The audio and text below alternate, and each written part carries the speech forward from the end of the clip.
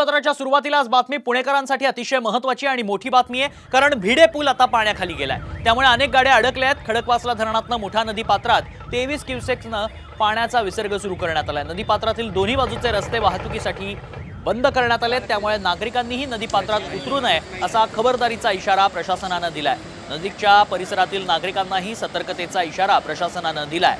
त्यामुळे पुन्हा पुण्यात पूरसदृश्य परिस्थिती पाहायला मिळते। भिडे पूल पाण्याखाली गेलाय। 23,000 क्युसेकनं विसर्ग सुरू झालेला पाहायला मिळतोय। मोठा नदी पात्रातनं हा विसर्ग सुरू करण्यात आलाय। 23,000 क्युसेकनं विसर्ग करण्यात येतोय। त्यामुळे भिडे पूल पाण्याखाली गेलाय। सतर्कतेचा इशारा देण्यात आलाय।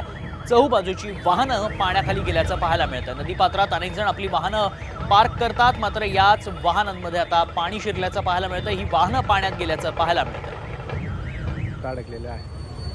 गेल्या काही दिवसांपासून पावसानं उघडीप दिली होती, त्यामुळे गाड्या बांधण्याचं काम करतायत। पाऊस पडणार का हा प्रश्न उपस्थित झाला होता, मात्र अचानक आलेल्या पावसानं नदीपात्रात मोठ्या प्रमाणात पाणी साचल्याचं पाहायला मिळतं। नदीपात्रातलं पाणी आता बाहेर आलंय। त्यात दुसरीकडे मोठा नदीपात्रातनं विसर्ग सुरू करण्यात आलाय। 23,000 क्युसेकनं हा विसर्ग सुरू करण्यात आल्यानं मोठा नदी पाण्याचा प्रवाह वाढलाय।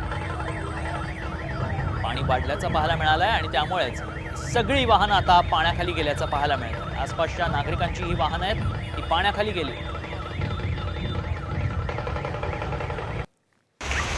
पुणेकरांसाठी अतिशय महत्त्वाची बातमी आहे, कारण हवामान विभागाने आता पुणे जिल्ह्याला रेड अलर्ट जारी केलाय। 24 आणि 25 ऑगस्ट असे 2 दिवस पावसाचा रेड अलर्ट जारी करण्यात आलाय। जिल्ह्यात घाटमाथा आणि काही ठिकाणी मध्यम स्वरूपाचा पाऊस बरसण्याची शक्यता व्यक्त केली जाते।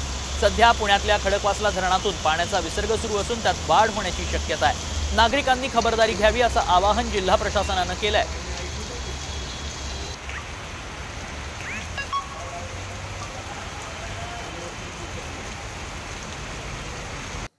बातमी हवामान खात्याच्या अलर्टची आहे। राज्यात पुन्हा पावसानं जोर धरलाय। रत्नागिरी, रायगड आणि सिंधुदुर्ग या तिन्ही जिल्ह्यांना हवामान खात्यानं रेड अलर्ट जारी केलाय। पुणे आणि सातारा या दोन्ही जिल्ह्यांनाही अतिमुसळधार पावसाचा इशारा दिलाय। मुंबई, ठाणे, पालघरलाही ऑरेंज अलर्ट देण्यात आलाय। संभाजीनगर, अकोला, जालना आणि अमरावतीलाही ऑरेंज अलर्ट जारी करण्यात आलाय।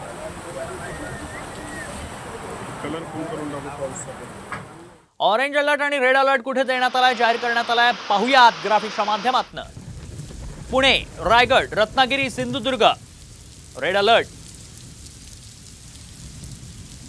साताऱ्याला देखील रेड अलर्ट जारी करण्यात आलाय, त्यामुळे मुसळधार पावसाची शक्यता आहे। Orange alert Kolhapur, Mumbai, Thane, Palghar, Ahmednagar, Jalna, Sambhajinagar, Jalgaon, Akola, Amravati.